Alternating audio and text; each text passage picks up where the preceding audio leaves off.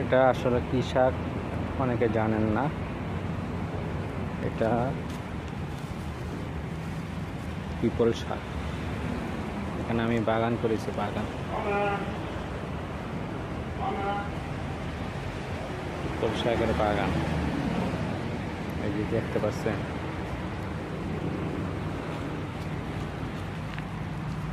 এই শাকগুলা পিপল শাক। অনেক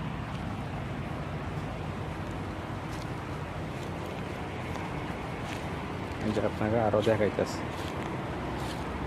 যে এখানে নিয়ে আসছি অনেক বড় বড় গাছ। পিপল শাক সবাই জানে যে এটা পিপল শাক নামে পরিচিত। ছোট ছোট ফুল আসে, খুব সুন্দর।